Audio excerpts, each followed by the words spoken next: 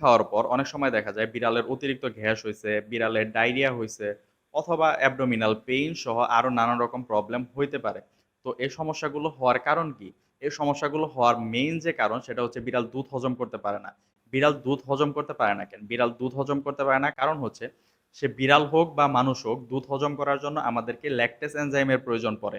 তো বিড়াল যত আস্তে, আস্তে বড় হতে থাকে অর্থাৎ ম্যাচিউর হয়ে যায় তখন বিড়ালের ল্যাকটেজ এনজাইম উৎপাদন ক্ষমতা কমে যায়। তো আমি বলতেছি না ল্যাকটেজ এনজাইম উৎপাদন ক্ষমতা একবারে হ্রাস পেয়ে গেছে বা একবারে থাইমা গেছে এরকম না।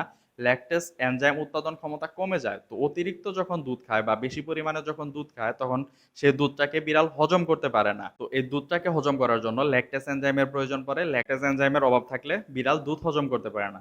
এখন আপনার প্রশ্ন হতে পারে বিড়াল যদি দুধ হজম করতে না পারে তাহলে বিড়াল দুধ কেন খায়? এটার উত্তর হচ্ছে বিড়াল দুধের মধ্যে ২ টা জিনিসের ঘ্রাণ পায়। একটা হচ্ছে প্রোটিন আরেকটা হচ্ছে ফ্যাট।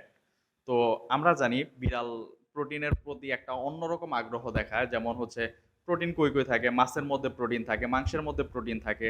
তো প্রোটিনের ঘ্রাণ যখন পায় বিড়াল তখন সেই জিনিসটাকে সে তার খাদ্য তালিকার টপের দিকে রাখার চেষ্টা করে।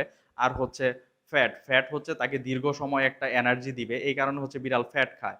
তো প্রোটিন আর ফ্যাটের ঘ্রাণটা যখন পায় তো তখন বিড়াল দুধের প্রতি আগ্রহ দেখায়। এই কারণে মূলত বিড়াল দুধ খায়। বিড়াল দুধ খেয়ে খুব মজাও পায়, আনন্দও পায়। বিড়ালকে দুধ খাওয়ানো সম্পর্কে আরো বিস্তারিত জানতে উপরের এই ভিডিওটি দেখতে পারেন। থ্যাংক ইউ সো মাচ সম্পূর্ণ ভিডিওটি দেখার জন্য।